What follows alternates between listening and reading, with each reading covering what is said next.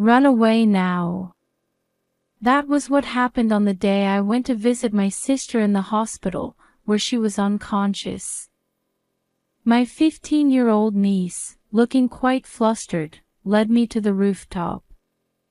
I couldn't understand what was going on and could only follow her. Look at this. The moment I saw what she handed me, my heart nearly stopped. An indescribable fear ran through my entire body. Before I knew it, I had unconsciously jumped from that spot. My name is Amanda, and I'm 46 years old. I've never been particularly interested in marriage or starting a family, so I've lived my life focused solely on my career. While my friends of the same age went through life stages like childbirth and child-rearing, I continued on my own path. I have one sister. We lost our mother when we were young, so we grew up supporting each other along with our father. That's why I wholeheartedly congratulated her when she got married. In contrast to me, after getting married, my sister became a full-time housewife, living a happy life with her husband, daughter, and their pet cat. However, an unsettling atmosphere began to creep into their daily life around the time her daughter Emma's behavior started to change. Emma, who had always been cheerful and energetic, seemed to be troubled by something. In particular, Emma would suddenly become irritable or fall silent when the topic of her father came up. "What's wrong lately? Did you have a fight with your dad?" "It's nothing." Even when I worriedly asked her, Emma wouldn't tell me anything clearly. Well, I thought, it's normal for teenagers to dislike their fathers at times. Remembering I had gone through a similar phase myself, I decided to wait and see for a while. Meanwhile, my sister and I continued to exchange emails almost daily as we always had. But suddenly, one day, her replies stopped coming. At first, I thought she must be busy, but even after a week, there was no response. What could be wrong? This has never happened before. Worried, I called my sister's husband, but for some reason, he didn't answer either. Feeling uneasy, I decided to contact Emma as well. She answered the phone, but her voice sounded shaky. "Aunt Amanda, Mom collapsed and is in the hospital now." I was shocked by her words.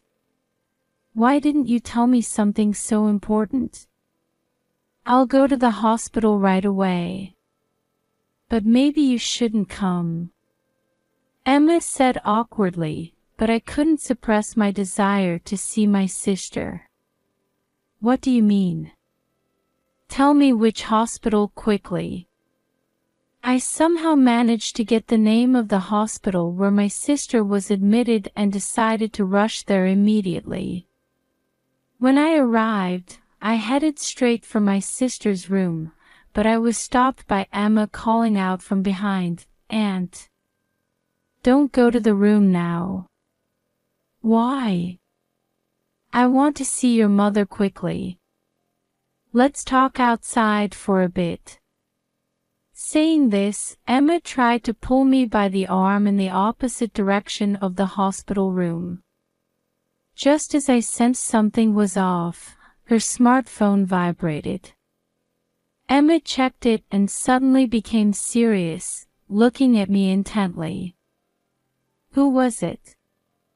Don't you need to answer? Don't worry about it. Let's hurry to the rooftop. I have something important to tell you." Feeling an unusual atmosphere from Emma, I followed her. During that time, she didn't say a word. When we reached the rooftop, Emma hurriedly took out a bottle from her pocket. "Run away now." This It was the container of vitamin supplements I had given to my sister a few months ago. She had been struggling with skin problems, so I gave them to her hoping they might help. However, the contents looked a bit different. The color of the capsules was completely different from when I gave them to her. What's going on here? Mom started feeling unwell after taking these supplements. She collapsed, and when they tested her at the hospital, they found poison in her system. What? Is she okay? The content of the conversation was so shocking that I couldn't help but raise my voice as I pressed Emma for answers. She managed to pull through and can talk now. I see. That's a relief. I felt somewhat reassured, but I couldn't understand how this had happened, and my head was in a whirl. Then, Dad suspected these vitamins and had them tested at the hospital today. It seems they found the same substance that was in Mom's body. The hospital has reported it, so the police will be here soon. Dad is trying to submit these supplements as evidence. And you need to run away before you get caught. Emma's words made me feel desperate. My fingerprints would surely be on the bottle, and I might be suspected of trying to kill my sister. But I didn't do anything. I began to think this wasn't just a coincidence, but that someone had intentionally tried to kill my sister. However, I had no idea who would do such a thing or why. I believe you. But once the police arrive, there's nothing we can do.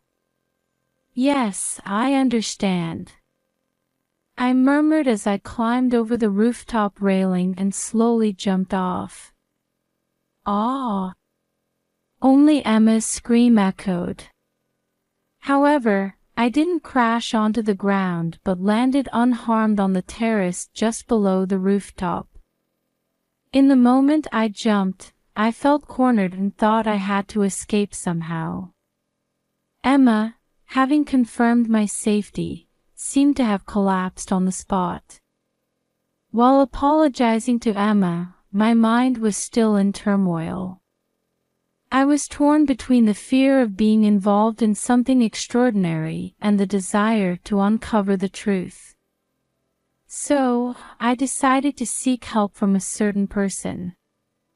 I hurriedly left the hospital, drove my car, and headed towards that person. The next day, I visited my sister's house, and Emma invited me in. If we search the room, we might find out the truth about what happened. I want to know why Mom ended up like this. Emma's face looked somewhat anxious. Perhaps she had her own thoughts on the matter. While empathizing with Emma's feelings, I began searching the house for answers. The familiar everyday scene of a place I had visited many times. However, someone had tried to destroy this peaceful home. I searched everywhere: the kitchen, living room, inside dressers, and various other places. And finally, I found decisive evidence that could prove my innocence. This is... Just then, we heard the sound of a key unlocking the front door. Emma, are you home? It was Stanley, my sister's husband, coming into the room while checking if Emma was back. Amanda, why are you here with Emma? He seemed a bit surprised to find me in the house, but his expression quickly turned stern. You should turn yourself in. Please stop tormenting us any further. Stanley seemed to have decided, without any hesitation, that I was the one who had hurt my sister. However, by this time, I already knew. It was he himself who had orchestrated this incident. Can you still say the same thing after seeing this? I took out a small plastic bag from my pocket. It contained many of the real vitamin supplements. These came from your desk drawer. You switched the contents of the bottle, didn't you? Hearing my words, Stanley's expression faltered for a moment, but he quickly tried to hide it with a laugh. That doesn't prove anything. Are you trying to blame me for what you did? Indeed, it might be difficult to claim that my brother-in-law was behind this with just this evidence. However, after he said that, Emma stepped forward. Dad, that's not the only evidence. Emma took out her smartphone and turned the screen towards him. Amazingly, what was displayed was a video of Stanley replacing the contents of the bottle with different pills. My sister's house, which has a cat, had a small pet camera installed for when they were away for long periods. However, my brother-in-law was completely unaware of its existence. Why did you do such a terrible thing? That doesn't prove what was in there. Emma, why are you defending Amanda? Tell these people it was all a mistake. Stanley, still thinking his excuses might work, shouted while trying to hide his panic. However, sweat was beading on his forehead. Thinking Emma might be in danger if this continued, I stood in front of her protectively. It's not over yet. We also have records of you ordering poison from overseas. Ha! Did you rummage through the house? Yes, with Emma. It's not illegal since we didn't break in. As I said this, I presented him with a piece of paper. It was a printout of a purchase history email found on Stanley's computer. He had imported a poison that wasn't available domestically. I overheard you talking on the phone with someone. You said that if this plan succeeded, the inheritance would soon be yours, right? After that, Mom's health started to deteriorate, so I thought something was wrong. Emma was looking at her stepfather with a slightly tearful voice. I was worried and couldn't tell anyone. But if things were going to turn out like this, I should have consulted with Aunt Amanda earlier. Large tears fell from Emma's eyes. I noticed you were troubled about something, but I'm also responsible for not listening to you properly. I felt full of remorse towards Emma and gently embraced her. During this time, Stanley kept pacing around the room, seemingly trying to think of his next excuse. However, perhaps unable to come up with the next words as he was cornered, he sighed. That's right. It was all my plan. His words cut through the air like a sharp blade. If your father dies, a huge inheritance will be left behind. But I don't have the right to inherit it, so I thought I'd kill my wife. Stanley's hands were shaking slightly, but there was no light in his eyes. He seemed to have lost all emotion. But even if you killed my sister, you wouldn't have the right to inherit our father's estate. I quietly informed him, trying not to provoke him too much. That's why I thought I'd frame you. Do you know? If you kill your sister for the inheritance, you lose the right to inherit it. What, just for that? My brother-in-law's plan was far more cruel than we had imagined. My heart was filled with anger and sadness. Then, all of your father's inheritance would go to Emma, right? Emma is still in middle school, so essentially everything would become mine. But Grandpa is still alive. I was planning to make it look like an accident soon. As Stanley's words trailed off, the atmosphere in the room became even heavier. Having confessed everything, we didn't know what he might do next. "What do you intend to do now?" I asked, trying to appear calm, but in reality, I was filled with fear and tension. "Shut up. From the beginning, my marriage was only for the inheritance. If only you weren't here." My brother-in-law shouted breathlessly and kicked a nearby chair. Thinking this was getting dangerous, at that moment, Stanley tried to lunge at us. I instinctively pulled Emma towards me, tightly embracing her small body. Just then, we heard the sound of sirens from outside the room. "Police! Hands up!" Actually, I had called the police before coming to this house. The officers burst in all at once, and my brother-in-law was quickly subdued by their swift movements. "Amanda, Emma, help me. She survived, so it's fine, right? Tell these people it was all a mistake." "It's not fine. My sister's life was in danger because of you. You need to pay for your crimes properly." I pushed away Stanley as he tried to cling to me. Unable to say anything in return, he just hung his head. Finally released from the tension, we slowly began to regain our composure.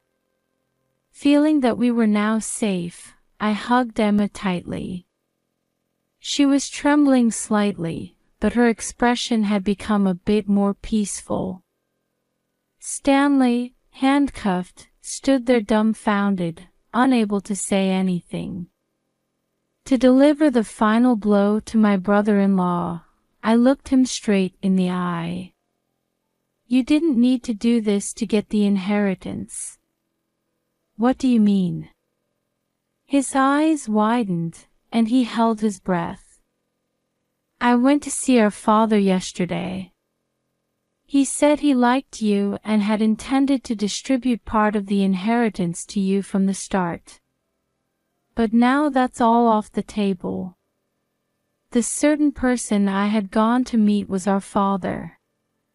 Actually, when I talked with Emma on the hospital rooftop that time, she told me she had overheard Stanley talking on the phone about the inheritance, so I went to investigate about our father's inheritance." No way.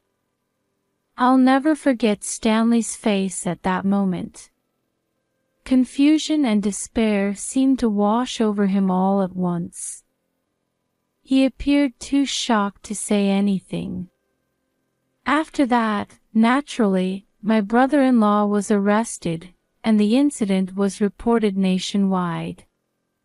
He will face social sanctions, and his life after release will be difficult. On the other hand, my sister was discharged from the hospital safely. Because the amount of poison she had ingested was small, she was able to regain her health.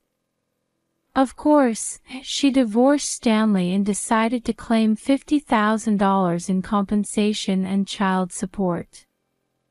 Ironically, he who had aimed for a huge inheritance will now be chased by these payments for a long time to come. As for me, I started visiting my sister and Emma regularly to support their lives. Just as we did when we were children, we sisters will continue to live supporting each other. Believing that beyond the difficulties we've overcome, a strong bond and a